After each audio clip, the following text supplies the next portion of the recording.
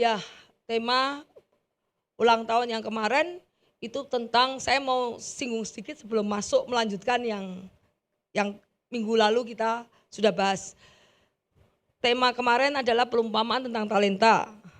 Seperti saya sudah kesaksian semalam bahwa waktu ulang tahun pun saya tanya sama Tuhan, Tuhan aku ulang tahun enggak ya? Kayaknya males. Tapi kalau saya mau ulang tahun, biarlah ulang tahun itu bukan untuk saya, pengen ulang tahun itu ada keuntungan bagi Tuhan. Jadi ada sesuatu yang Tuhan bicara lewat ulang tahun saya. Mumpung banyak orang, saya bilang gitu. Saya bilang sama Tuhan, Tuhan saya sebelumnya enggak pengen ulang tahun. Kalau saya bisa mau gathering orang banyak, saya mau mengumpulkan orang banyak, adakah pesan Tuhan untuk disampaikan? Waktu saya tanya gitu, Tuhan kasih jawaban saya perumpamaan tentang talenta. Saya lihat perumpamaan tentang talenta itu apa sih? Ternyata adalah judgment. Judgment itu penghakiman. Terus saya baca-baca gini-gini, oh ya ternyata seperti itu. Dan makanya kemarin Pak Budi suruh khotbah mengenai perumpamaan. Ya saya bilang, Pak kamu khotbah perumpamaan tentang talenta. Kayaknya saya nggak ada waktu untuk itu, tapi itu adalah pesan Tuhan untuk saya. Saya ngomong sama Pak Budi dan kemarin Pak Budi sudah mengkhotbahkan tentang perumpamaan tentang talenta. Karena saya ngomong, mumpung ini banyak orang yang dengar, apa yang menjadi pesan Tuhan untuk banyak orang.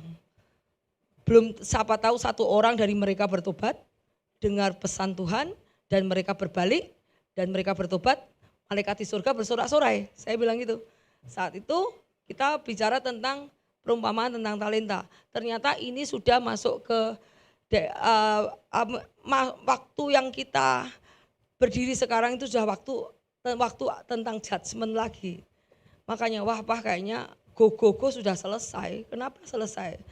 Karena ada tertulis bahwa yang jahat tetap berbuat jahat, yang baik tetap berbuat baik. Itu orang yang sudah, istilahnya itu orang yang sudah mendengar firman, maaf ya. Orang yang sudah mendengar firman tetap jahat, berarti hidup hatinya tetap jahat. Makanya kita lihat di akhir-akhir ini ya di sosmed ya, kita lihat bagaimana banyak orang di luar Kristen bertobat. Betul ya? Saya lihat orang-orang yang di luar Kristen, wow pada baptis massal, yang ateis, yang belum pernah dengar firman, yang belum kenal Tuhan, malah secara massal dibaptis menerima Tuhan. Sejangkang kita yang orang dalam Tuhan, waduh, malah banyak yang murtad. Saya lihat, waduh, Tuhan kok ini aneh. Justru orang-orang di dalam sendiri, orang-orang kerajaan sendiri yang pada hidupnya gak benar. Malah orang-orang di luar anak kerajaan, orang ateis, orang agama seberang, agama lain, yang saya lihat terima massal, terima baptisan. Wow, berarti ini lihat saya tandanya udah jelas banget. Bahwa sudah saatnya orang yang jahat, murtad, tetap murtad. Kenapa? Saat mereka dibereskan, dibenarkan oleh firman, mereka gak mau. Ya sudah, murtad aja. Karena firman itu meluruskan jalan orang. Kalau kamu gak mau diluruskan ya udah gimana? Jalanmu belok gak? Larinya kemana? Ke neraka juga. Makanya saya lihat, oh kok jadi begini. Ternyata Tuhan kirimkan pesan lewat ini, judgment. Nah, jadi lanjut yuk kita lihat. Sebentar saya mau cerita.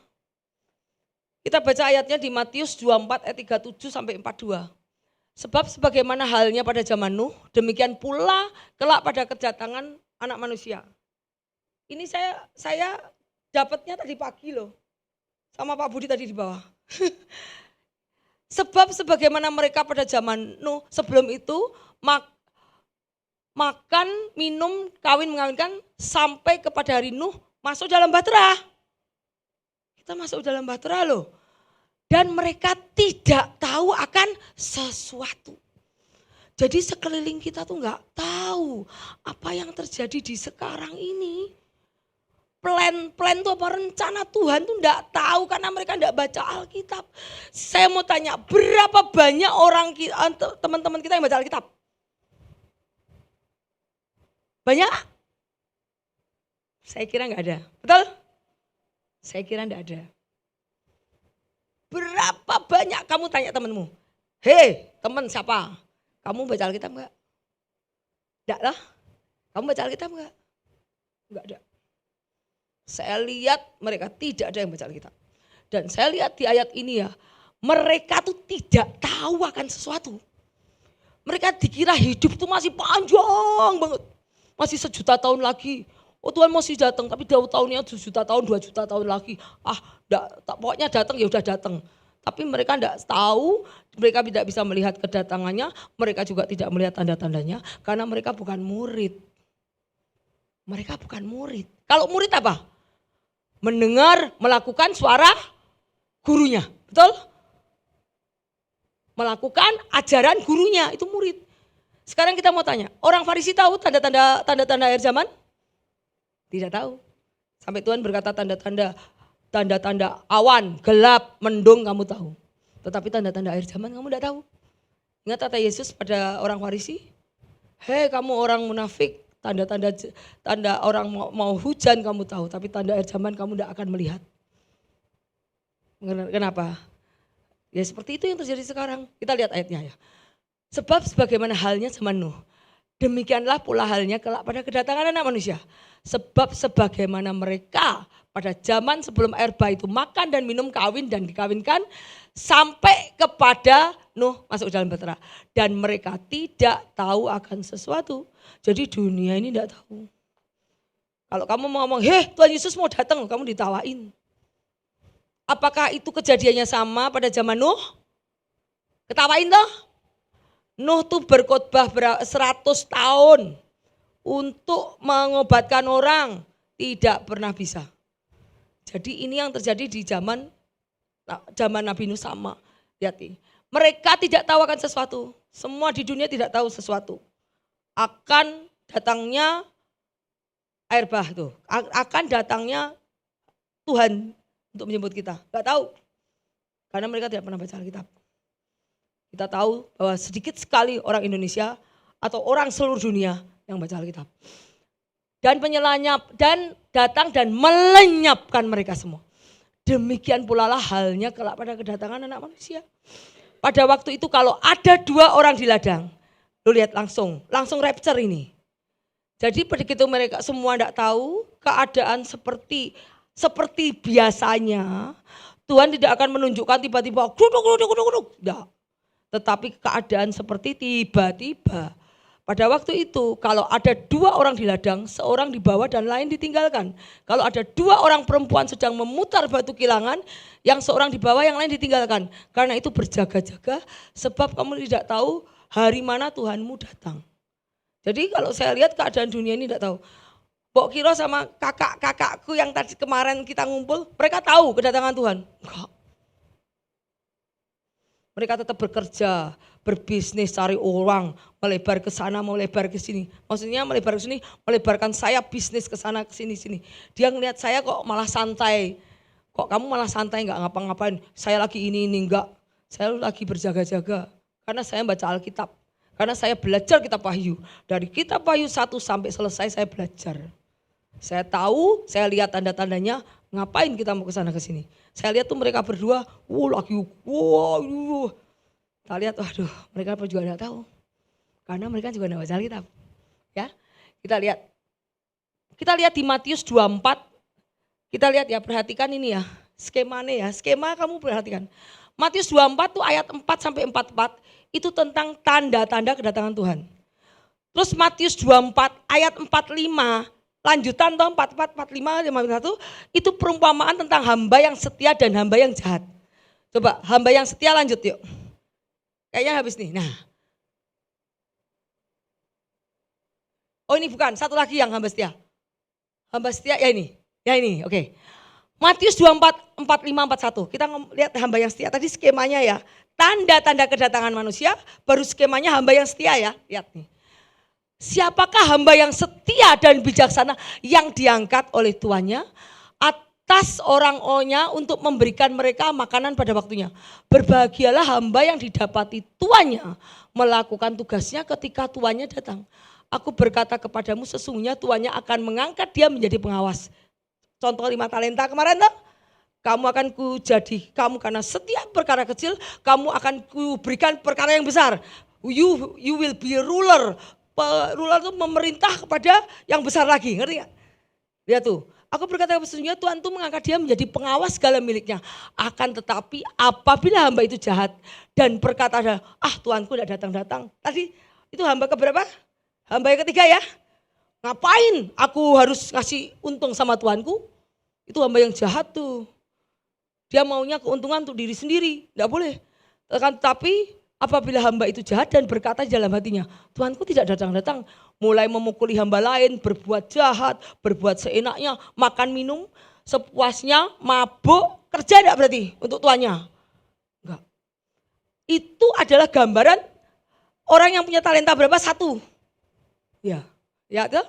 Maka Tuhan hamba itu akan datang pada hari yang tidak disangkanya, pada saat yang tidak diketahuinya, dan akan membunuh. Kemarin dilemparkan ke apa? Yang itu loh kemarin. Yang kemarin apa? Gitu. Sama toh? Sama toh? Ini adalah perumpamaan yang sama. Maka Tuhan hamba itu akan datang harinya dan pada waktu dan ia akan membunuh dia. Dan membuat dia senasib dengan orang-orang munafik. Di sanalah terhadap peratapan yang kemarin bilang sama. Bukankah ini sama dengan perumpamaan tentang semalam kita belajar 5 talenta? Oke, yang untuk ulangi yang tadi. Yuk, dari pertama. Ya. Ini kita lihat ya dari skemanya ya, 4-4. Ini tentang tanda-tanda kedatangan Yesus. Terus tanda-tanda kedatangan Yesus yang kita bicara soal Nabi Nuh tadi. Orang kan makan, pekerjaan seperti semula, seperti tidak terjadi apa-apa. Itu adalah tanda-tanda kedatangan Yesus. Kemudian perumpamaan hamba yang setia yang tadi. Kemudian perumpamaan 5 gadis ini mah orang tahu semua ya. 5 gadis bijaksana, lampuku belum selesai ya. Yang kemarin di sini. Perumpamaan 5 gadis sudah tahu lah. 5 gadis yang bijaksana membawa api. 5 gadis yang bodoh, dia santai-santai, terlena dengan dunia. Terlena dengan keasikan duniawi tanpa mengindahkan Tuhan. Tanpa peduli sama Tuhan. Itu gadis yang bodoh. Kalau gadis bijaksana terus menjalin hubungan intim sama Tuhan every day. Sehingga api itu tetap nyala. Kalau kamu menjalin hubungan intim sama Tuhan, api tetap nyala. Tapi kalau kamu tidak pernah ngobrol sama Tuhan, tidak pernah berdoa, ngobrolnya sama teman-teman, terus lihat apimu padam. Richard ya hati-hati ya Richard, kamu harus mulai banyak berdoa. Jangan kalau nelpon 2 jam, 4 jam, 5 jam tapi tidak pernah berdoa. Ya tidak boleh. Apimu padam. Kalau nelpon berjam-jam. Tapi kalau doa 1 menit, tidak apa-apa 1 menit masih oke. Tapi diperlama lagi. 1 menit, nanti 2 menit, nanti 3 menit, nanti 4 menit. Jangan tidak menjalin hubungan intim sama Tuhan. Kamu tidak punya api.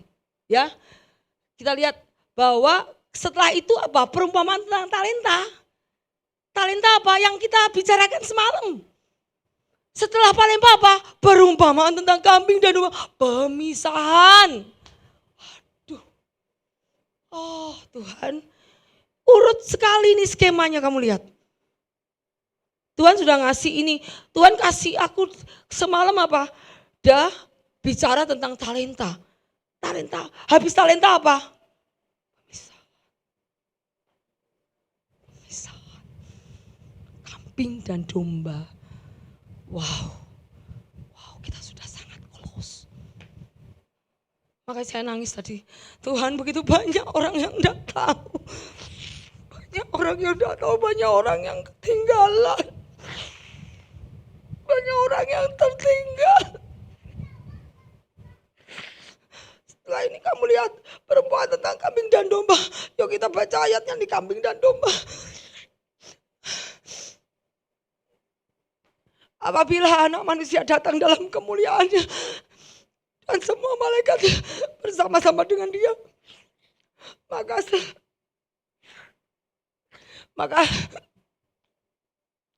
dia akan bersemayam di atas tanah kemuliaannya.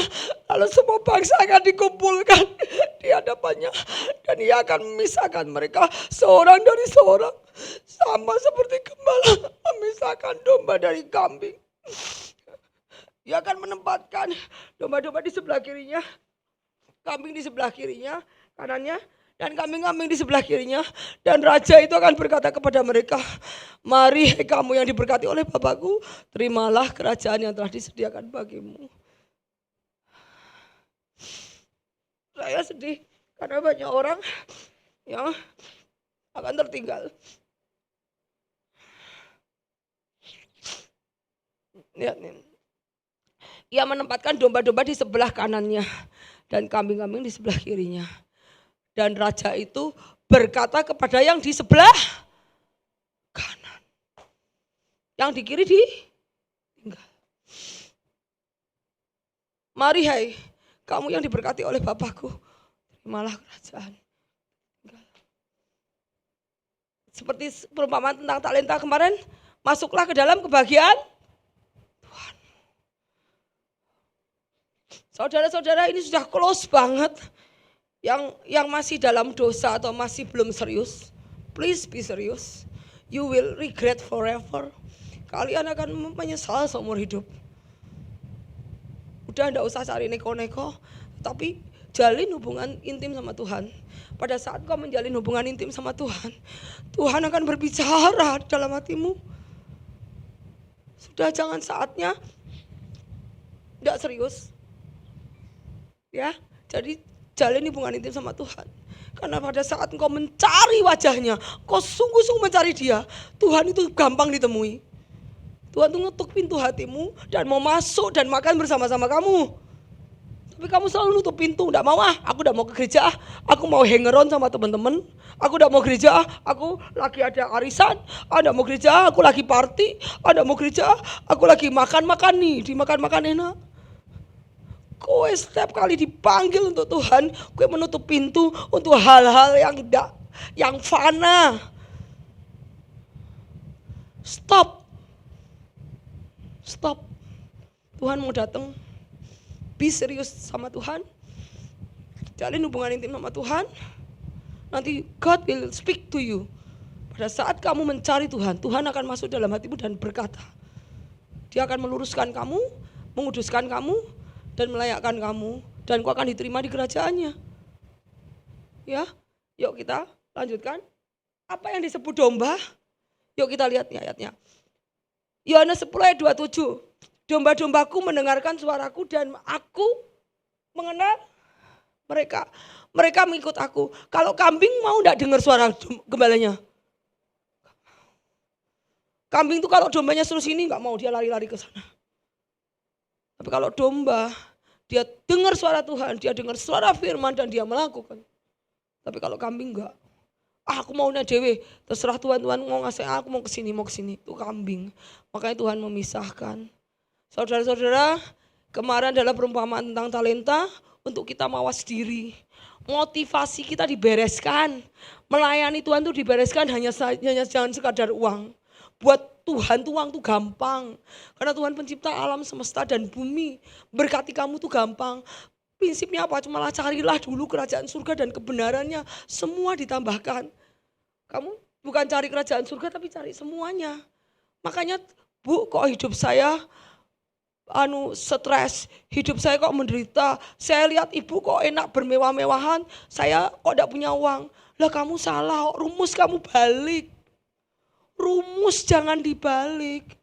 Rumus itu carilah dulu kerajaan surga dan kebenarannya, semua ditambahkan. Lah kamu keliru, kamu carilah semuanya. Tidak bisa. Kamu melakukan A, dapat B. Kamu mencari dulu kerajaan surga dan kebenaran, kamu dapat semuanya ditambahkan. Kalau aku ngomong emas dan perak tidak ada padaku, tanya Cynthia tuh. Di rekening bank ada berapa? Gak ada. Cuman apa? Modal saya hanya apa? Berdoa, lutut, persediaan, warisan, harta benda di surga itu banyak untuk siapa? Kalau bukan kita, untuk anak-anaknya. Kita dianggap anak sama Tuhan. Hingga mintalah maka akan kuberikan kepadamu. Ketuklah maka pintu akan dibukakan untukmu. Loh, kenapa kamu tidak percaya? Padahal gampang. Suruh minta sama Tuhan tuh ketuk. Tapi kamu masih mengandalkan yang lain. Mengandalkan teman, kekuatan, harta benda. Makanya begitu kamu mengandalkan Tuhan tidak mau jawab. Tidak akan dijawab. Kalau tuh kamu masih mengandalkan sesuatu bukan Tuhan, tidak akan dijawab. Sampai andalanmu habis. Sampai andalanmu yang menjadi andalanmu tidak membantu kamu. Kamu teriak Tuhan baru dibantu. Tapi selama kamu masih mengandalkan yang lain, Tuhan tidak akan jawab. Sampai kamu di ground zero. Apakah kita harus menunggu sampai ground zero baru bertobat? Kan gak perlu. Ya, kita lihat ayatnya udah. Oh ini tadi udah ya, hamba yang bijaksana. Lalu terus kita yang belajar sampai 13 ayat 6 sampai 9. Lalu Yesus mengatakan perumpamaan ini. Oh ya, ini ya. Seorang mempunyai pohon ara yang tumbuh di kebun anggurnya. Dan ia datang untuk mencari buah pada pohon itu. Tetapi tidak menemukannya. Lalu ia berkata kepada pengurus kebun anggur itu. Sudah 3 tahun aku datang mencari buah pada pohon ara ini. Aku tidak menemukannya. Tebanglah pohon ini. Untuk apa hidup dibiarkan percuma? Jawab orang ini, Tuhan biarkanlah dia tumbuh 1 tahun lagi. Kita ini ya sudah dapat delay dari rapture. Delay dari kedatangan Tuhan 1 tahun. Harusnya Tuhan tuh datang 1 tahun yang lalu. Tapi Tuhan delay. Kita lihat. Jawab orang itu, Tuhan biarkanlah dia tumbuh 1 tahun lagi. Aku akan mencangkul tanah sekelilingnya memberi pupuk. Mungkin tahun depan ia berbuah. Jika tidak, tebanglah dia. Tuhan sudah delay, menunda kedatangannya. Dan kalau didapati kita belum serius sama Tuhan, didapati motivasi kita tidak beres di hadapan Tuhan, tidak tulus di hadapan Tuhan, kita ditebang. Ingatlah itu bahwa Tuhan sudah menunda kedatangannya. Sudah 1 tahun ini menunda kedatangannya dan kita akan ditebang. Jadi tahun ini kamu harus introspeksi diri, kembali kepada Tuhan, tinggalkan yang lain karena yang semua ini akan ditinggalkan. Kami sudah bersiap, kami sudah siap menjaga diri, menjaga hati, sudah siap. Jadi harus menyiapkan diri. Jangan pandang yang lain, tetapi ingatlah akan Tuhan karena waktunya sudah dekat. Saya dikasih tahu bahwa setahun lagi ini, setahun dari kemarin, tahun ini. This is the last year. Bahwa Tuhan mau lihat buah. Kamu berbuah bagi Tuhan. Kamu diciptakan Tuhan, menguntungkan the creator enggak? Kamu diciptakan tuh menguntungkan penciptanya enggak? Kalau enggak menguntungkan buat apa? Tuhan bisa menciptakan manusia dari batu-batu. Ngerti enggak? Tuhan tuh bisa menciptakan manusia dari batu. Semua bisa diciptakan dari firman-Nya. Jadi kalau dilihat kita tidak menghasilkan buah bagi Tuhan, tidak menghasilkan kemuliaan bagi Tuhan, kita akan dicampakkan. Karena kita lihat manusia dari 2 orang aja, Adam dan Hawa bisa aja di seluruh bumi. Buat apa Tuhan harus menahan-nahan kamu yang tidak mau bertobat? Kalau 2 manusia aja, Adam dan Hawa bisa memenuhi seluruh bumi. Kalau yang enggak bertobat, dibuang. Ya, jadi kita lihat ini adalah pesan saya mengenai talenta kemarin. Juga Tuhan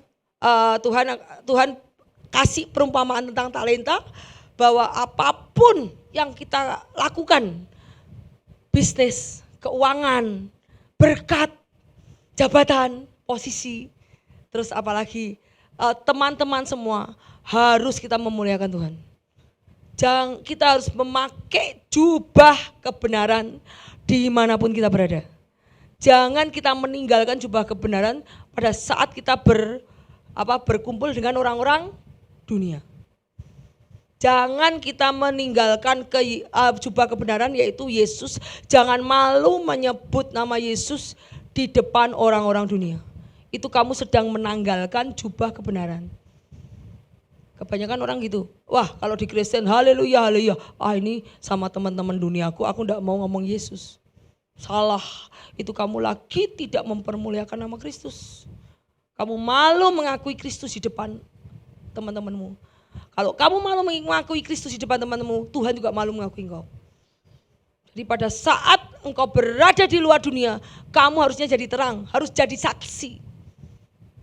Bukan menyembunyikan keyesusanmu. Karena takut. Lebih baik kamu ditinggalkan teman.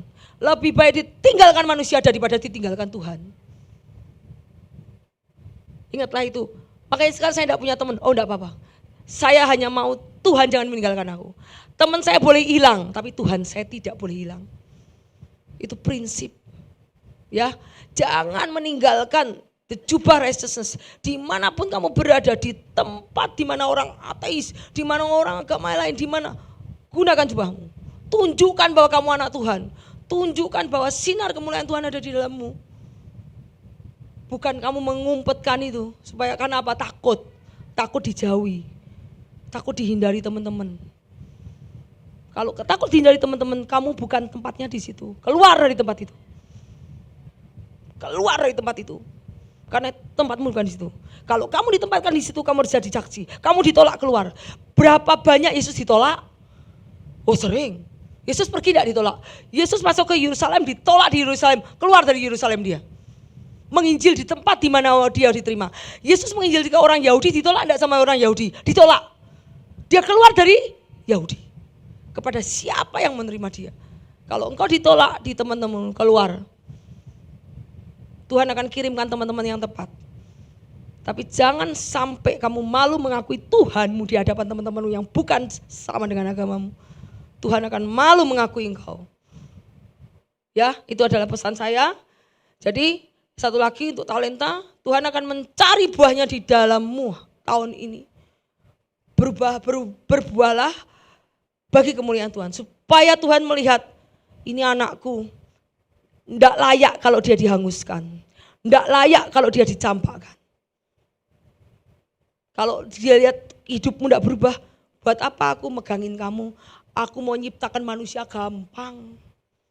2 orang ada bisa jadi seluruh dunia. Hilang kamu 1 juta pun tidak masalah. Buat aku ciptakan lagi.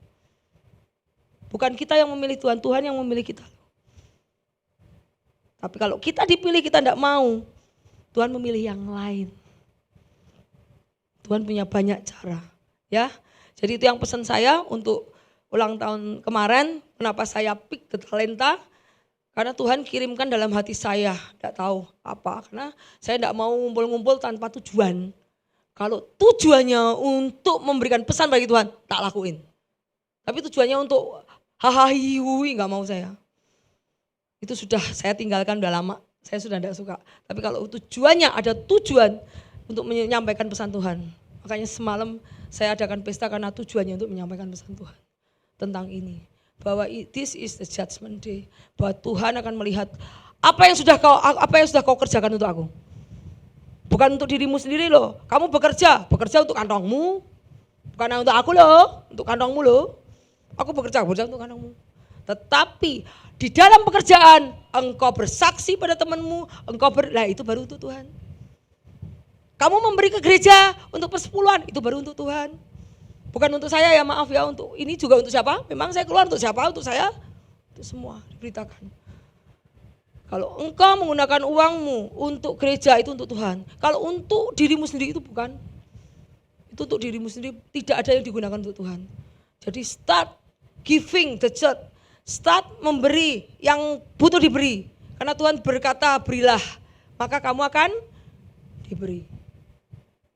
Suatu takaran yang akan padat digoncangkan akan keluar. Ya toh, akan ditambahkan kepadamu. Jadi apapun yang Tuhan suruh lakukan. Kalau enggak, Tuhan tidak menganggap kamu layak diselamatkan. Ya, jadi itu aja.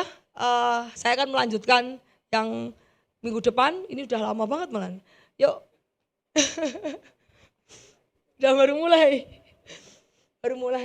Ya itu adalah karena saya merasa pesan Tuhan seperti ini. Kenapa saya pasang 5 talenta? Karena Tuhan saya suruh ngomong, saya melihat, saya baca kemarin, wah kok tentang judgment.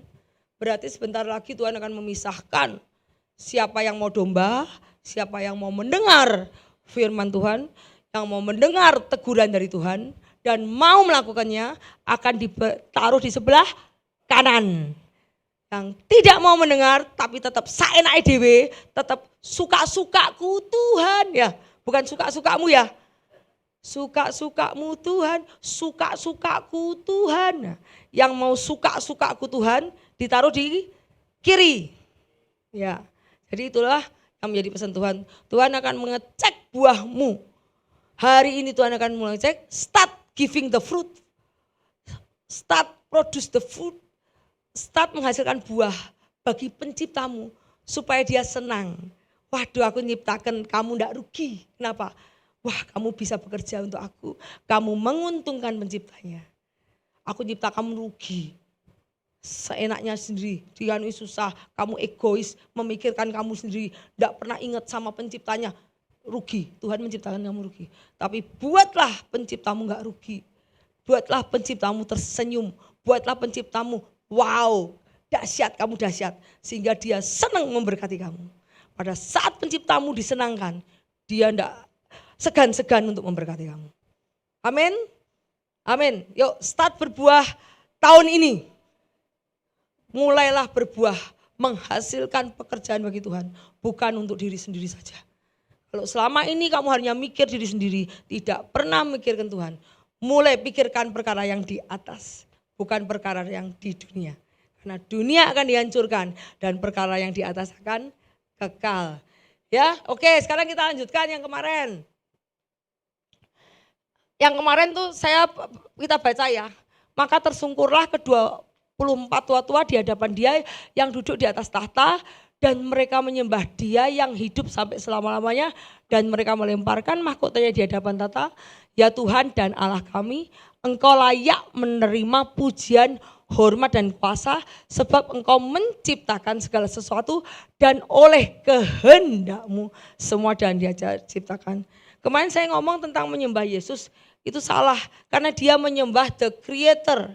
Di ayat di pasal 4 tuh Yesus belum hadir. Ini hanya yang di tahta singgasana hanyalah Allah Bapa, bukan Yesus. Jadi mereka 24 tua itu menyembah Allah Bapa. Karena Allah Bapa itu the creator yang menciptakan. Ayatnya yang bawah ini. Engkau telah menciptakan segala sesuatu oleh karena kehendak-Mu semuanya ada dan diciptakan. Kalau Tuhan berkehendak, semua jadi. Makanya kalau Tuhan berfirman, apapun jadi. Ya, jadi ini adalah di ayat di pasal 4 ini Yesus belum hadir. Yesus masih di bumi. Yesus menebus manusia dan masih di bumi, belum resurrection, belum bangkit dari mati. Ini di ayat keempat, di pasal yang keempat. Kita masuk ke pasal yang ke-5. Yuk ke pasal yang 5. Wahyu 5 ayat 1 sampai 14, maka aku melihat di tangan kanan dia yang duduk di atas tahta sebuah gulungan kitab yang ditulisi sebelah dalam dan sebelah luarnya dan dimeterai dengan 7 meterai. Aku melihat seorang malaikat yang gagah yang berseru dengan suara nyaring. Siapakah yang layak membuka gulungan kitab itu dan membuka meterainya? Tetapi tidak ada seorang pun yang di surga ataupun yang di bumi atau yang di bawah bumi yang dapat membuka gulungan kitab ataupun yang dapat melihat sebelah dalamnya. Lalu menangislah aku dengan amat sedihnya karena tidak ada seorang pun yang layak untuk membuka gulungan kitab. Kenapa di bumi, di surga tidak dapat membuat kita, kalau di surga tidak bisa membuka kitab. Kenapa di surga tidak bisa membuka gulungan kitab? Karena penduduk surga tidak bisa menjadi penduduk bumi. Ngerti gak? Penduduk surga itu apa? Roh, betul ya? Manusia kekal, betul ya? Tidak, manusia jasmani tidak bisa masuk kerajaan surga. Flesh and blood tidak bisa masuk kerajaan surga. Di surga tidak ada flesh and blood.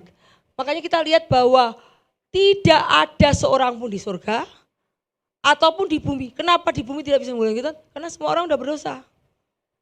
Yang bisa mendapat the title di kepemilikan bumi adalah orang yang tidak berdosa. Dan kita tahu bahwa semua orang telah berdosa dan kehilangan kemuliaan. Jadi tidak ada satupun yang bisa membuka gulungan kitab karena semua orang berdosa karena dosa Adam. Dan di surga boleh buka gulungan, enggak bisa. Surga spirit, roh enggak bisa. Di title itu ada gulungan, itu adalah kepemilikan bumi. Surga tidak bisa masuk ke bumi karena dia harus menjadi flesh and blood. Makanya Yesus datang ke bumi sebagai darah dan daging, lahir dari Maria sebagai anak. Yuk kita lihat. Nah, ini sudah ya, maka menangislah Bapak membuka gulungan, itu adalah rencana pemilikan bumi, rencana keselamatan bumi, semua ada di gulungan dan tidak ada yang bisa membuka. Yuk kita lanjut.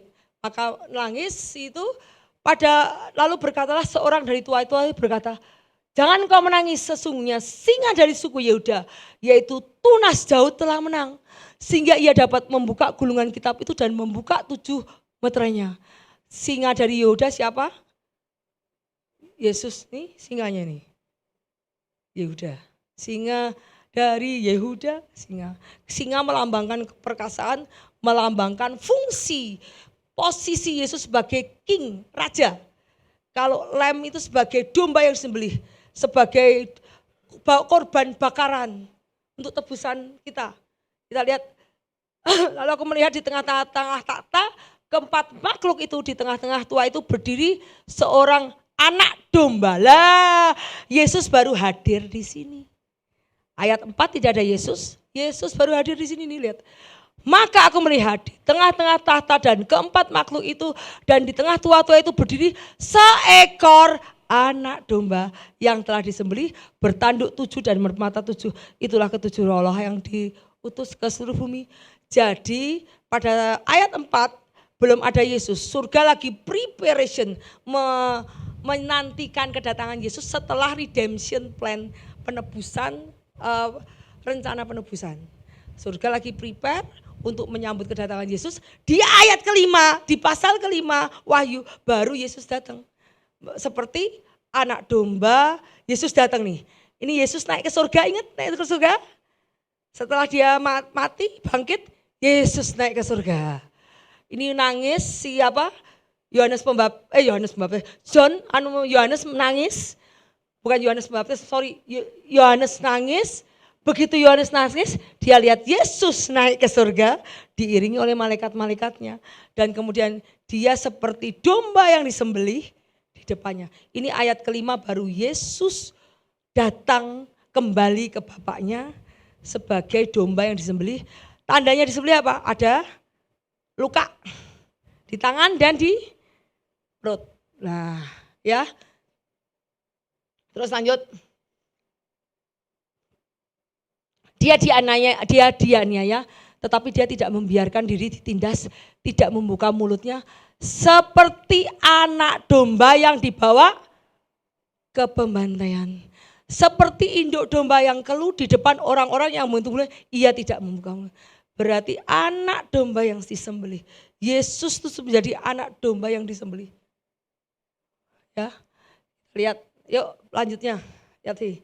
Nah, setelah kemudian pelantikan surga, Yesus menerima kuasa dan di surga diurapi kepada pengikutnya.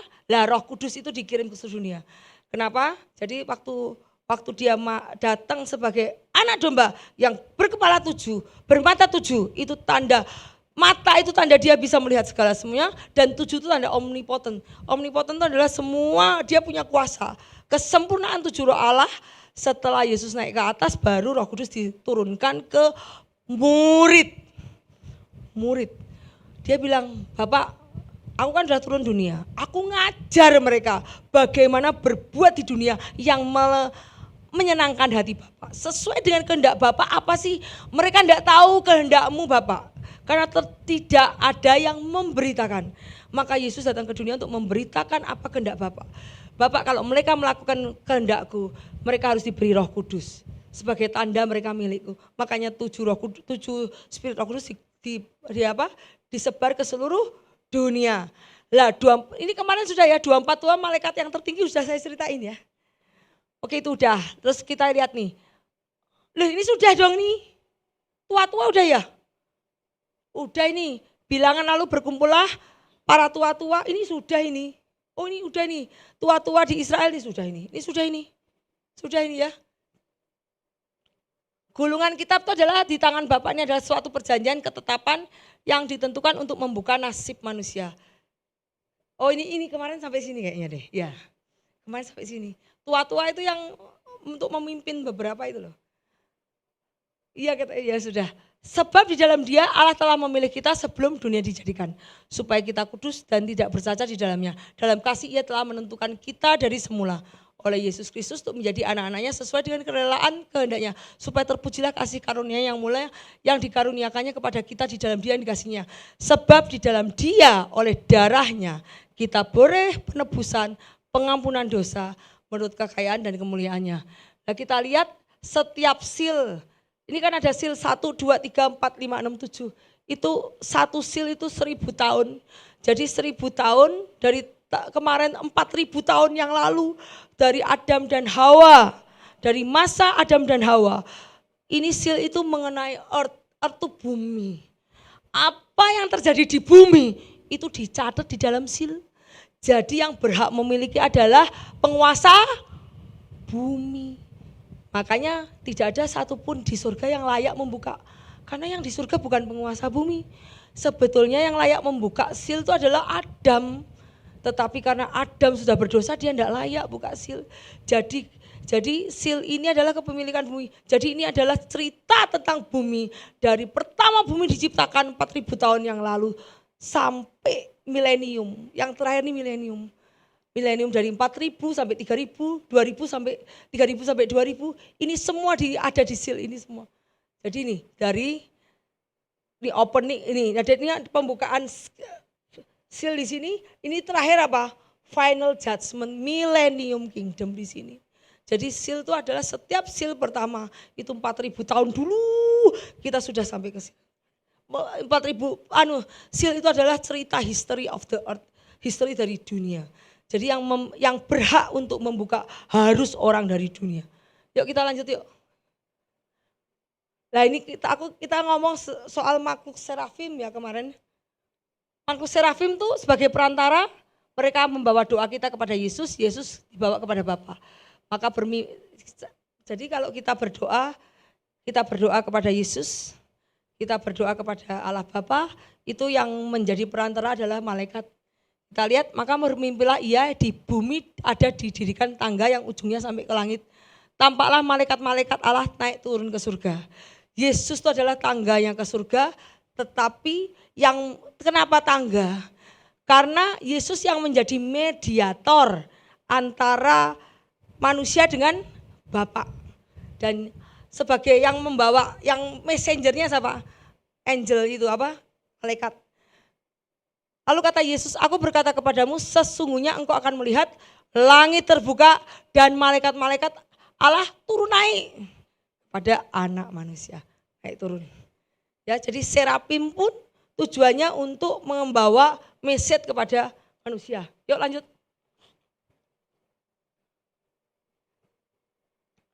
Tuh, kita baca yuk. Gulungan itu adalah terdiri dari sejarah-sejarah dunia. Tadi saya ngomong sejarah dunia sudah di situ. Bayangkan apa yang menjadi sejarah dunia. Planning Yesus apa? Planning Tuhan apa untuk dunia ini? Kalau tidak dibuka siapa yang tahu? Tidak ada satupun yang tahu. Kamu tahu tidak kalau dunia mau dihancurkan? Tanpa kitab Revelation ya? Maaf ya.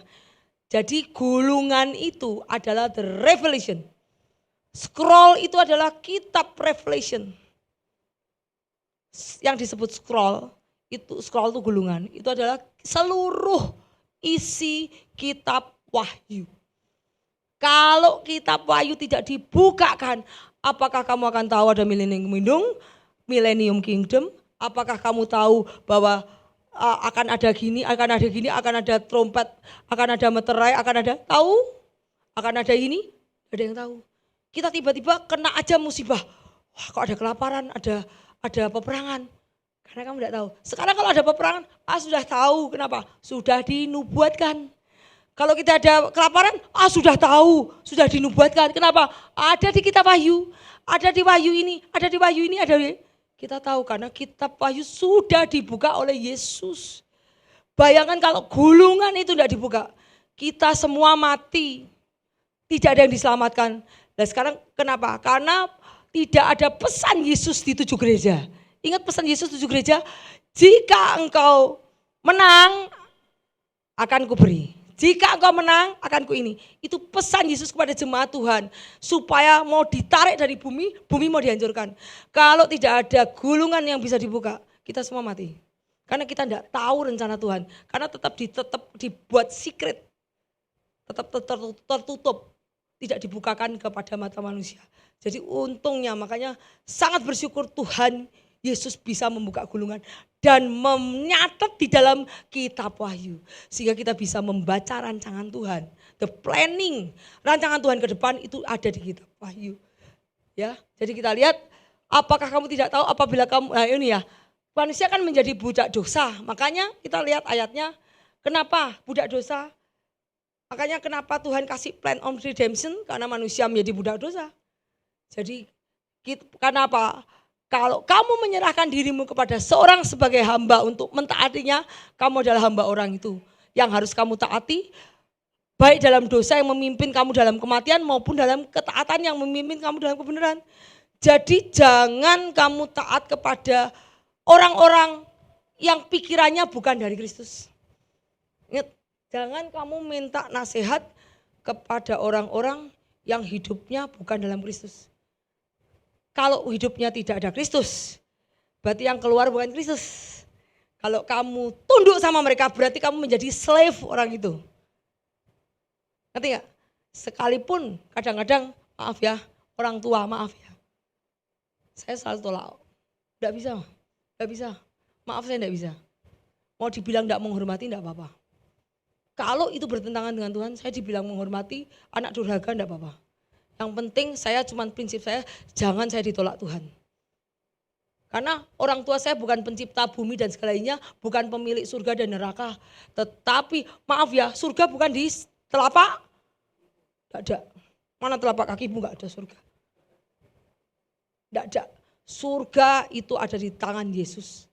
Jadi kalau kau harus bukan melawan, kalau ada perdebatan yang maksudnya perdebatan berselisih pendapat ataupun dengan orang tuamu, kalau itu bertentangan, tolak. Sekalipun kamu harus dibenci, diasingkan, dibenci. Oh sudah sering saya. Paling sering saya dibenci, diasingkan udah sering. Sering sekali buat saya, no problem. Buktinya saya masih hidup sampai saat ini, saya bisa berdiri sampai saat ini karena anugerah Tuhan. Yang penting Tuhan tidak meninggalkan saya. Ya, jadi kalau kamu taat kepada orang yang bukan dari Kristus, kamu adalah slave orang itu, budak orang itu. Ya, sebab kamu tahu bahwa kamu tebus oleh darahmu yang hidup, kamu warisi dari nenek moyangmu, bukan tadi ya, bukan dengan barang fana, bukan dengan perak dan emas, melainkan dengan darah yang mahal. Ya. Nah, ada lagi, saya mau berbicara mengenai ini ya. Kenapa harus Yesus? Kenapa Yesus harus turun? Karena Tuhan itu membuat hukum penebusan di Imamat 25. Itu ada hukum untuk nebus. Jika seseorang berbuat dosa atau jika seseorang menjadi budak orang itu, hendaklah kamu membeli orang itu dengan bla bla bla bla bla. Itu ada di hukumnya Imamat 25. Jadi Tuhan tidak bisa mengingkari hukum yang dibuatnya sendiri. Jelas, Allah Bapa membuat hukum bahwa kalau kamu menebus orang yang menjadi budak, kamu harus begini-begini, harus gini-gini, harus memotong kambing, memotong domba dan gini-gini. Itu kamu buka dia kitab Imamat 25, itu hukum penebusan. Pada saat Adam mau ditebus, manusia mau ditebus, cara penebusan terikat dengan hukum bapaknya. Masa saya masa saya yang buat hukum, saya melanggar sendiri? Tidak. Jadi bapak yang membuat hukum, bapak tidak bisa melanggar sendiri. Jadi Yesus pun akhirnya Yesus pun harus takluk, harus tunduk pada hukum bapak. Ya, jadi kita lihat bahwa ternyata hukum penebusan ada. Jadi Yesus harus menjadi kerabat kita supaya dia bisa membeli balik kebebasan dan membeli balik kita. Yesus harus ada menjadi manusia baru dia lagi. Kerabat tuh dia harus menjadi manusia supaya menebus manusia. Nggak bisa, maaf ya, nggak bisa kambing menebus manusia. Nggak bisa roh menebus jasmani, bisa nggak? Roh menebus jasmani bisa? Nggak bisa. Yesus tuh roh, kita sudah flesh, jasmani. Rohnya menebus jasmani gak bisa. Jadi Yesus harus menjadi jasmani. Yesus harus turun menjadi jasmani seperti kita, nebus kita. Harus menjadi the kerabat. Kerabat itu satu kerabat manusia, spesies manusia untuk menebus kita. Makanya Yesus turun. Itu adalah hukum of redemption, hukum penebusan. Jadi makanya Tuhan harus turun ke dunia. Tuhan yang tadinya spirit harus turun menjadi flesh karena dia harus menebus kita. Ya, kita lihat Adam telah kehilangan sertifikat kepemilikan dunia, setan mengklaim hanya seorang penebus yang bisa mengambil balik kepemilikan Tuhan. Yuk kita lanjut yuk. Jadi gulungan itu berisi keselamatan. Ketika singo Yehuda membuka gulungan, alam semesta melihat hanya Yesus yang memiliki hak sah yang menjadi milik Adam. Di dalam gulungan adalah berisi ketetapan siapa yang menjadi pewaris bumi. Di situ ketetapannya Yesus akan datang merintah sebagai raja di dunia. Dan siapa pewarisnya? Pewarisnya adalah orang-orang yang mentaati ajaran Yesus. Ya. Nah itu tadi saya sudah ngomong tadi, kalau tidak bisa dibuka semua orang akan mati. Karena kamu tidak tahu apa yang terjadi di dunia. Kita bisa tahu apa yang terjadi karena ada kitab Wahyu. Wahyu 1 tentang ini, Wahyu kedua tentang perang, Wahyu 3 tentang bencana, Wahyu kita tentang penganiayaan orang Kristen. Jadi enggak kaget. Karena Tuhan sudah membuka semua supaya kita tahu apa yang terjadi nanti. Ya, ini yuk lanjut yuk. Gulungan itu adalah kontrak perjanjian yang dimeteraikan untuk melindungi. Meterai itu menunjukkan keaslian, tidak perlu nih. Gulungan berisi sejarah manusia, saya ngomong. Keputusan manusia telah yang dibuat dalam sejarah, apakah manusia mengikut Tuhan atau melawan setan. Jadi gulungan itu juga di dalam gulungan itu ada yang disebutnya the Lamb of Life, kitab kehidupan anak domba. Apa itu kitab kehidupan anak domba? Kitab kehidupan anak domba itu adalah apapun yang kita buat. Sekarang saya ngomong apa dicatat enggak sama surga? Catat. Surga itu ada videonya. Jadi kamu ngomong apa, kamu berbuat apa, sekalipun kelihatan atau tidak dicatat, itu di dalam scrollnya ada. Karena di dalam kitab Revelation, di dalam scroll itu ada di dalamnya yang namanya the Lamb Life of Book, kitab kehidupan anak domba. Jadi semua perbuatan manusia dicatat di situ. Ya. Ini sudah gulungan berisi ucapan ilahi, kuasanya, otoritasnya. Kenapa kuasa ilahi? Karena di dalam hukuman itu ada hukum Tuhan. Di dalam itu hukum Tuhan untuk manusia. Karena waktu Tuhan menciptakan manusia ada hukumnya. 10 perintah Allah, semua apa yang harus ditaati. Waktu Tuhan menciptakan dunia, Tuhan menciptakan Adam, taruh di dalamnya, Tuhan ngasih hukum. Kamu jangan gini, ini hukumku. Jadi itu ada tertulis semua supaya mentaati hukumnya Tuhan. Tetapi manusia tidak taat. Ya, kita lihat bahwa keseluruhan adalah simbol kedewahan kekayaan. Dalam gulungan adalah pengaruh dalam setiap. Jadi di dalam gulungan itu ada juga siapa yang akan memerintah, apa yang Tuhan lakukan akan berdampak kepada seluruh dunia ini. Itu keputusan yang dibuat oleh orang-orang yang akan berdampak kepada semua orang. Ya, adalah simbol dari dewan kekekalan. Simbol dewan kekekalan itu adalah di surga itu adalah ada MPR. MPR itu apa ya? Jadi kalau di surga tuh ada meeting musyawarah. Apa yang harus aku lakukan sama bumi ini? Mau tak selamatkan apa mau tak buang aku buat bumi baru? Kan Tuhan mau buat new heaven and earth. Tuhan kan mau menciptakan bumi baru dan langit baru. Tak buang aja. Tuhan bilang jangan Tuhan, mosok dibuang. Kalau ada orang yang baik, mosok bumi sekarang dibuang. Terus Tuhan lihat ya wes tak tunggu. Kalau ternyata yang jahat lebih banyak, ya udah. Ternyata Tuhan mendapati yang jahat lebih banyak, yang baik lebih dikit. Ya udah yang baik diangkat aja, bumi tak bubarin semua. Kalau yang ternyata Tuhan mendapati yang baik lebih sedikit daripada yang jahat. Makanya Tuhan pikir, wah yang baik tak ambil aja, bumi tak hancurin semua aja.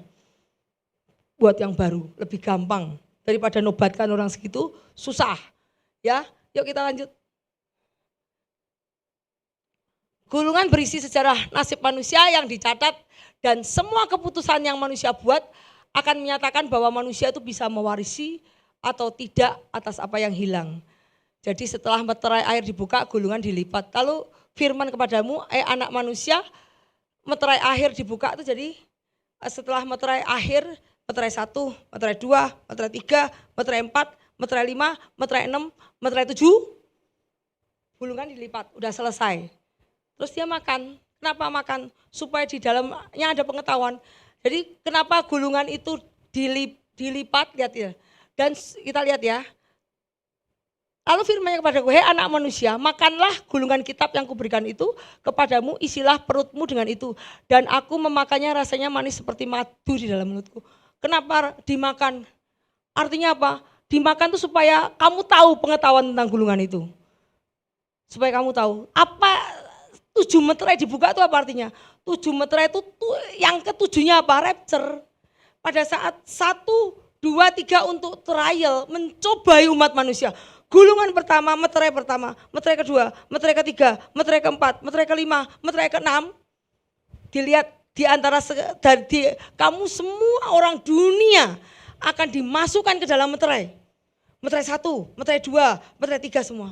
Siapa yang bertahan di antara sampai dari meterai 1 sampai 5 meterai itu. Meterai 6 itu adalah tanda-tanda di langit.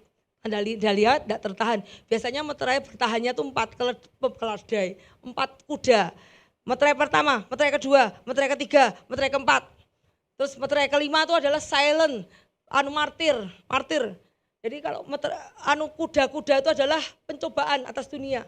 Jadi kalau setiap orang yang bertahan atas meterai 1, meterai 2, meterai 3, meterai keempat, bertahan. 4 meterai itu bertahan. Dan kamu dia dapati iman. Meterai 5 kan kerai darah orang apa? Martir menangis. Ingat seperti darahnya Habel ya, Kain dan Habel dibunuh ya. Ingat ya, darahnya menangis. Hei Kain, di manakah adikmu? Aku tidak tahu. Apakah aku penjaga adikku? Darah adikmu menangis kepadaku. Ingat ya? Cepet banget. Darah anakmu, adikmu menangis. Nah kemudian saat bilang darah adikmu menangis, nah itu kan kemudian darahnya orang-orang martir itu menangis kepada Tuhan. Kapan Tuhan kau membalaskan? Kami mati sia-sia. Kami mati membawa namamu, kapan kau membalaskan? Tunggu sebentar lagi sampai tiba waktunya. Pada saat tiba waktunya akan kubalaskan. Itu meterai kelima, meterai keenam, itu tanda-tanda di langit, meterai ke-7 sudah rapture. Meterai ke-7 itu rapture, udah. Jadi pada saat kalian bertahan di meterai 1, 2, 3, 4. Saat itu setelah meterai ke-7 selesai dibuka semua, enggak kanggo lagi. Itu berarti yang setelah yang orang yang lewat dari meterai berarti orang-orang berdosa. Tahu, yang lewat dari meterai berarti orang berdosa. Karena setelah meterai adalah sangkakala, penghakiman, penghukuman. Penghukuman bukan untuk orang-orang yang setia sama Tuhan, penghukuman bukan untuk orang yang hidupnya totali sama Tuhan, penghukuman untuk orang-orang yang kambing-kambing itu. Jadi makanya meterai setelah pembukaan 7 meterai dilipat, dimasukkan supaya pengetahuan bagi kamu untuk diceritakan kepada banyak orang. Karena setelah meterai selesai dan meterai ke-7 itu rapture, Tuhan sudah berganti jubah dari tadinya sebagai high priest menjadi raja. Untuk menghakimi seluruh bumi. Ya, yuk kita lihat. Ini makanlah ya, membuat perutmu terasa pahit seperti madu dan perutku menjadi pahit. Yuk kita lanjut. Kok habis ya? Terus kita lihat. Nah ini berbahagialah orang yang lemah lembut karena mereka memiliki bumi. Gulungan dibuka seperti seorang benar. Gulungan menyatakan siapa yang akan mewarisi. Yuk kita lanjut. Lama antar. Nah kita lanjut ini aja. Udah ini habis ini selesai. Kalau udah minggu depan lagi. Lalu datanglah anak domba itu menerima gulungan kitab dari tangan dia yang duduk di atas tahta. Ketika ia mengambil gulungan kitab itu tersungkurlah keempat makhluk. Ke-24 tua-tua di hadapan anak domba. Masing-masing memegang satu kecapi. Inilah doa orang kudus. Dan mereka menyanyikan suatu nyanyian, engkau layak menerima gulungan kitab dan membuka meterainya. Karena engkau telah disembelih dan dengan darahmu engkau telah membeli mereka dari tiap suku bahasa. Jadi kita tuh sudah dibeli oleh Yesus. Dan kita telah dibuat Yesus membuat kerajaan untuk kita. Dan Engkau telah membuat mereka menjadi suatu kerajaan dan menjadi imam bagi Allah kita. Dan mereka akan memerintah sebagai raja di bumi. Jadi Yesus itu datang ke dunia untuk membeli kita dengan darah mahal. Siapa yang percaya pada Yesus dan melakukan firman-Nya, kamu sudah tak beli, kamu sudah dibenarkan. Kalau engkau melakukan firman-Ku dan melakukan kehendak Bapa, apa yang aku ajarkan, kau lakukan, berarti kamu sudah dibenarkan, sudah dikuduskan. Ya, dan Tuhan akan membuat kamu sebagai suatu kerajaan dan setelah kamu akan memerintah sebagai raja di bumi, ya. Nah, di Wahyu ini adalah pujian surgawinya adalah tentang penebusan. Kalau tadi holy holy the creator. Creator itu apa? Pencipta langit dan bumi. Tadi pasal 4, di pasal 5 kamu holy holinya worthy is the lamb. Worthy is the lamb, ya. Karena adalah pujian di surgawi itu tentang penebusan. Yuk kita lanjut. Nah, lalu aku melihat dan mendengar suara banyak malaikat sekeliling tahta, makhluk bertua, jumlahnya mereka berlaksa-laksa, beribu laksa, dengan suara nyaring, anak domba yang sembelih, layak untuk menerima kuasa, kekayaan, hikmat, kekuatan, hormat, dan pujian. Dan aku mendengar suara makhluk yang di surga, bagi dia yang duduk di atas tahta, bagi anak domba adalah pujian dan hormat, kemuliaan, dan kuasa selamanya. Keempat makhluk itu berkata, amin. Berlaksa-laksa itu adalah tidak terhitung. Jadi kita lihat bahwa Tuhan Allah anak domba itu layak menerima kuasa karena dia selama di dunia dia hidup the perfect life, hidup yang sempurna. Dia dicobai, yes. Dan dia menundukkan diri, mentaatkan diri pada kehendak Bapaknya meskipun dia punya keinginan daging. Bisa gak manusia bisa taat sama Bapak 100% totally? Saya tidak yakin. Pasti kamu masih sering banyak orang melebihkan keinginan dirinya sendiri daripada keinginan Tuhan. Tetapi Yesus bisa taat sampai mati. Makanya dia layak, worthy, diberi hormat, kekuatan. Karena tidak ada satu manusia pun di bumi yang bisa merendahkan hatinya, menundukkan dirinya, mengalahkan egonya untuk taat dan menjadi hati hamba. Wong hati hamba kalau diomelin ngamuk, hamba tuh kalau diomelin tidak boleh marah loh. Ya Pak, ya Pak, ya Pak, ya Pak, ya Pak, itu hamba. Hamba diomelin, wah, saya keluar dari sini. Itu bukan hamba. Ya, kadang-kadang ditegur, itu bukan hamba itu. Kalau hamba, ya Pak itu hamba. Yesus itu bisa jadi hati hamba. Makanya dia layak taat 100% kepada Bapaknya. Karena tidak ada satu orang manusia pun yang bisa. Ya, oke gitu lanjut. Nah ini tuh kita tahu bahwa Yesus mengalahkan dunia. Dia hidup dalam kesempurnaan. Supaya kamu boleh dalam dunia kamu menderita penganiayaan. Aku telah mengalahkan dunia. Tuh lihat nih ayatnya, siapakah di antara kamu yang membuktikan bahwa aku berbuat dosa? Apabila aku mengatakan kebenaran, kenapa enggak percaya? Tidak ada satupun yang bisa membuktikan bahwa Yesus berbuat dosa. Untuk memenuhi syarat untuk membuka meterai adalah manusia yang tidak berdosa, yang telah membayar tebusan. Sekarang ya Bapak itu kudus. Masa Bapak memberikan bumi kepada orang yang jahat? Mau enggak? Enggak mau. Bapak itu harus memberikan orang yang sama-sama kudus dengan dia. Benar enggak? Kalau orang itu diberi jahat, dia akan melawan Bapaknya. Makanya diambil balik sama Yesus. Ya kan? Yesus adalah anak tebusan yang menjadi singa untuk ketika membuka meterai. Anak domba melambangkan ketaatan. Penundukan diri, tidak ngelak. Kalau saya tidak mau disembelih gitu, tidak bisa. Ya sudah kalau disembelih, ya udah nurut aja. Jadi anak domba melambangkan ketidakberdayaan Yesus karena patuh sama Bapaknya. Kalau sekarang tidak bisa, mana ada orang yang mau patuh sama perintah Tuhan, tidak ada. Kalau disuruh bisnis sama taat perintah Tuhan, milih bisnis. Itu bukan hati dulos ya. Ya, oke yuk lanjut. Nah ini kemudian Yesus adalah, nah kita lihat dari Yesus adalah akar dari Raja Daud, dan menjadi imam dari keturunan Malkisedek. Malkisedek itu adalah Raja Salem membawa roti dan anggur. Ia seorang imam Allah Maha Tinggi. Malkisedek sebagai raja dan imam. Yesus membuka gulungan ketika dia jadi Yesus itu diambil dia sebagai turunan Daud dan sebagai imam. Karena tugasnya Yesus di surga adalah sebagai imam. Malkisedek itu namanya berarti raja kebenaran, Raja Salom, seorang raja dan imam. Dia memerintah di Salem tapi tidak berbapa, tidak beribu, tidak bersisilah. Jadi Nabi Malkisedek ini tidak punya silsilah. Karena Yesus itu bukan keturunan Lewi. Hanya keturunan Lewi yang boleh jadi priest. Priest itu apa? Imam. Yesus bukan keturunan Lewi.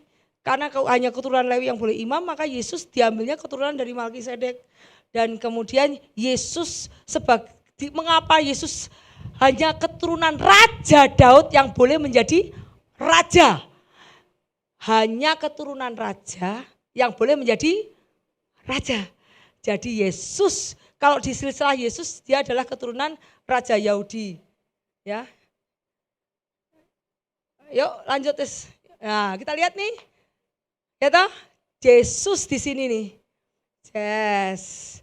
Jadi Yesus itu adalah kalau dilihat rootnya, jadi Tuhan tahu kalau mau menempatkan Yesus sebagai king harus dari keturunan raja. Kalau diambil silsilahnya ses ke sini, ketemu Yesus Kristus.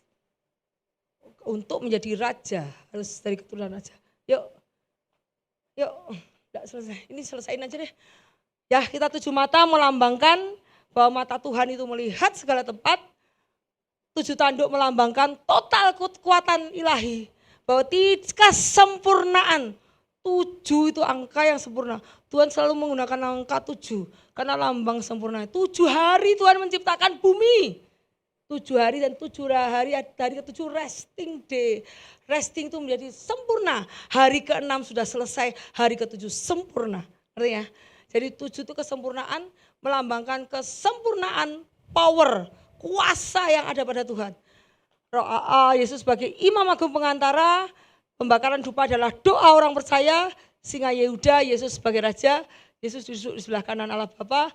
Jika manusia tidak menerima Yesus sebagai anak domba, maka manusia akan menghadapi singa. Jadi kalau setiap orang yang tidak mau menerima darah anak domba, setiap orang yang tidak mau mengakui Yesus sebagai penebus dosamu, ya dia akan berhadapan dengan raja yang akan menghukum kamu.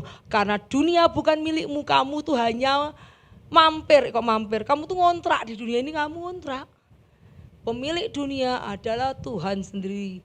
Jadi kalau engkau tidak mau menerima Yesus sebagai penebusmu, maka raja itu akan datang, akan menghakimimu. Kau akan berhadapan dengan singa dari Yehuda. Jadi singa itu bisa melindungi, tapi singa bisa jadi ancaman. Kalau singa bisa melindungi orang yang dikasihnya, tapi kalau orang ada singa takut gak? Binatang lain ada singa takut gak? Takut. Tapi kalau singa bisa jadi ancaman bagi apa? Orang-orang lain, ngerti gak? Kita lihat jadi sebagai orang percaya singa sebagai perlindungan. Tetapi sebagai orang yang tidak percaya, singa adalah ancaman. Jadi kita lihat bahwa di dalam kita lihat di ayat Wahyu nanti ada tertulis bahwa anak domba, kemarahan anak domba, orang-orang di bumi akan bersembunyi. Mereka akan bersembunyi di gua, mereka akan bersembunyi di mana-mana. Karena marahan anak domba sudah tiba. Pada saat rapture, mereka yang menolak Yesus pada takut semua dan bersembunyi. Karena saat mereka tidak diangkat, mereka harus berhadapan dengan raja dari Yehuda, yaitu singa dari Yehuda, yaitu Yesus sendiri. Makanya kita harus terima Yesus, kita harus menerima Yesus sebagai Tuhan Juru Selamat. Dan kalau kita terima penebusan Yesus, kita akan diangkat dan diberikan kerajaan, kita akan dijadikan raja kecil di bawah dia, dan kita akan menjadi imam-imam yang akan memerintah di kerajaan yang baru. Oke, mari kita Nyanyi, wis dah, wis.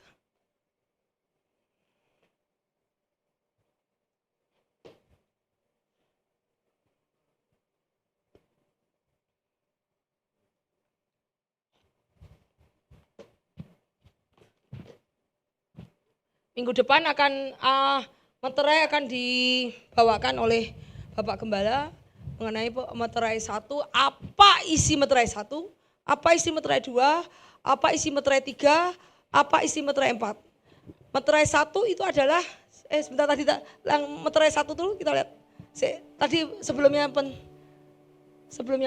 saya lihat, kita lihat meterai 1 terus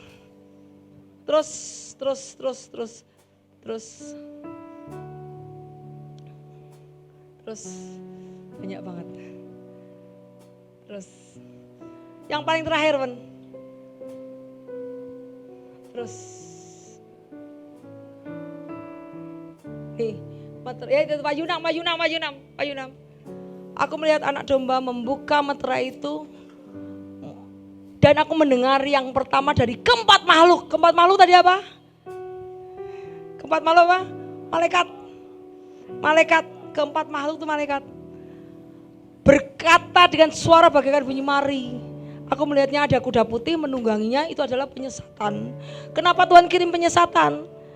Kalau kamu membaca firmanku, tak sesatnya bisa enggak? Tapi kalau kamu udah baca, tak sesatnya bisa enggak? Nah, itu adalah suatu ujian. Kamu diuji dengan kuda putih. Untuk melihat imanmu, kamu pegang sama firman enggak? Ya, ini yang melepaskan adalah, coba balik sebelumnya. Kita lihat nih. Lion itu di east. Terus apa itu? West itu apa? Ox. Ini apa ini? Ini di mana ini? Ox itu di barat, ya. Dia di barat. East di mana? Lion di mana? East itu timur ya. Barat tuh west. North itu adalah eagle. King of the North itu apa? Yesus adalah King of the North. Melambangkan eagle. Eagle itu adalah tempat yang tinggi. Melambangkan hadirat Tuhan. Dan Tuhan adalah disebut King of the North. Raja dari utara. Terus kemudian yang selatan apa tadi? Man. Oke ya, kita ingat ya. East itu apa? Lion. West itu ox. North itu adalah North eagle. Eagle itu melambangkan hadirat Tuhan. King of the North. Terus kemudian apa? South itu adalah man. Orang, manusia Yesus sebagai yang disembelih. Kemanusiaan Yesus itu man. Terus lanjut nomor 2, ayat yang kedua. Terus aku melihat anak domba saleh penyesatan. Ini yang ngeluarin itu adalah diberikan kepada mahkota, betul? Mahkota berarti king ya. King lawannya sama apa? King. Ya, berarti yang ngeluarin eagle. Ngerti gak? Jadi yang kedua, aku melihat sesungguhnya, ini yang kedua. Yang pertama itu, melihat anak domba membuka, aku sesungguhnya kuda putih memegang suatu panah di kanunnya, sebuah mahkota. Berarti dia raja penyesat. Lawannya eagle. Jadi eagle akan membuka. Dan tadi eagle di mana? North. Berarti penyesatan mulai dari north. Kuda itu melambangkan apa? Pergerakan. Kuda berdiri apa langsung lari terus? Kuda mulai di north, ya enggak? Kuda berarti di mana? King ya. Mulai di mana tadi? North ya. Berarti kuda itu penyesatan itu dimulai dari north, terus lari, terus muter dari north, kemudian keliling ke south, ke west terus. Jadi penyesatan pertama kali dimulai dari north ke seluruh dunia. Kemudian yang kedua, meterai yang kedua, aku mendengar makhluk berkata, mari, majulah keluarga kuda merah. Mereka saling membunuh dan kepadanya dikaruniakan pedang yang besar. itu adalah ox. Ox itu di mana tadi? Is apa bes ya? Tadi is ya? Bes. Berarti akan ada pembunuhan, akan ada apa di bagian west of the earth. Ngerti gak? Dan itu kuda kan jalan.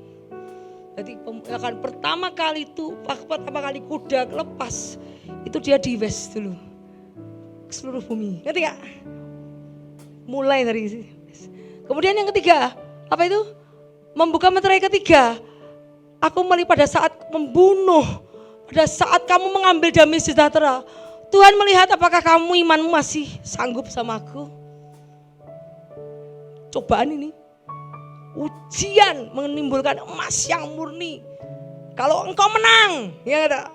Ayat berapa tadi? 1, Wahyu 1, Wahyu 2, ya Wahyu 3. Kalau engkau menang, ini adalah trial, meterai itu adalah trial. Terus ya, itu anak domba membuka meterai ketiga. Aku mendengar ketua Mali, ada orang memegangnya memang timbangan. Manusia biasanya pakai apa? Perut. Berarti mengambil kemanusiaan Yesus diuji gak? Dengan ekonomi, duit, kebutuhan sehari, diuji gak? Ingat di padang gurun, aku tahu gue lapar, gue 40 hari gak makan. Tuhan, roti ya dah. Secubak gandum berarti kamu diuji oleh krisis ekonomi. Kesusahan, gak punya duit, susah makan. Kamu menyimpang dari imanmu enggak? Apakah kamu ngambil kerjaan-kerjaan, yang penting gua bisa makan, berserah dengan firman. Ya toh? Ini ada ujian. Itu adalah melambangkan manusia. Yesus diuji dengan perut. Kamu akan diuji dengan perut. Terus kemudian tadi mana? Uji perut di mana tadi? Apa ini? Manusia mana men di mana? Lupa gua. Tadi balik tadi. Aku sampai lupa. South. Karena eagle itu adalah king of the north. South. Jadi namanya kelaparan akan mulai di bagian south. Dan dia kuda itu lari enggak? Masa kuda diam enggak ada? Kuda lari terus. Mulai dari south, terus langsung muter west, east, terus semua sampai ke seluruh bumi. Terus kemudian yuk lanjut yuk. Tadi meterai berapa? Besok akan dibicarakan sama Bapak yuk. Kuda hitam. Setelah krisis ekonomi, kamu akan mendengar ada suara secupak gandum. Oh tadi krisis ekonomi. Jangan rusakkan minyak anggur. Dan ketika domba itu membeterai keempat, aku mendengar suara makhluk yang berkata, mari. Adalah kuda kuning, kuda hijau. Ya, oh keliru tadi. Berarti yang tadi adalah sorry. Yang atas tadi bukan eagle, tapi king. King itu adalah lion ya. Oh my God, lupa. Crown sama dengan, lupa aku. Singa. Jadi yang ayat pertama tadi apa? Aku menunggang sebuah kuda dikaruniakan sebuah mahkota.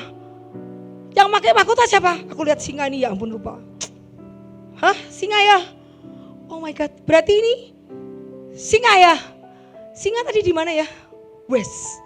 Ya. Tadi mana Ben? Tadi mana? Singa mana singa? Oh bukan. Is. Jadi meterai pertama adalah lion yang buka. Karena king sama king. King of penyesat sama king. Ya. Yang terakhir tadi, yuk meterai ke berapa tadi? Dan aku melihat secupak gandum tadi manusia. Dan aku melihat membuka meterai keempat. Ada kuda hijau kuning menungganginya dan mau diberikan kuasa untuk seperempat dengan pedang dengan kelaparan adalah judgment. Siapa yang ngejudge? Baru eagle. Ya, eagle. Judgment. Yesus sebagai raja dan Yesus sebagai judgment. Ya. Tahu. Jadi kita lihat dari itu kuda putih kuning Ya, kuda putih kuning yang tadinya sebagai lion, raja, dan eagle terakhir adalah judgment saat Tuhan membuka meterai yang keberapa? 4 terakhir itu adalah judgment for the earth. Dan setelah judgment for the earth, dilihat Tuhan siapa yang bertahan dalam ujian itu. Yang bertahan akan rapture, yang tidak bertahan akan ditinggal. Dan setelah itu meterai ditutup, baru penghakiman, yaitu sangkakala yang lebih besar lagi. Ya, jadi saya ceritakan di sini. Tidak tahu saya bisa cerita di sini. Ya saya sudah bilang sama Roh Kudus untuk ambil alih karena saya tidak belajar. Tapi Tuhan terima kasih kalau hari ini hamba-Mu sudah memberitahukan kepada jemaat apa yang menjadi pesan Tuhan. Biarlah mereka tahu apa yang terjadi menurut rencana-Mu dan mereka bersiaga-siaga dan bersiap-siap. Dan mereka menjadi pemenang dalam iman. Karena Engkau berkata barang siapa menang akan diberikan mahkota. Terima kasih Tuhan, dalam nama Yesus kiranya firman yang ditabur tidak akan kembali sia-sia, tetapi menjadi pengetahuan bagi dirinya mereka sendiri. Dalam nama Yesus, haleluya, amin.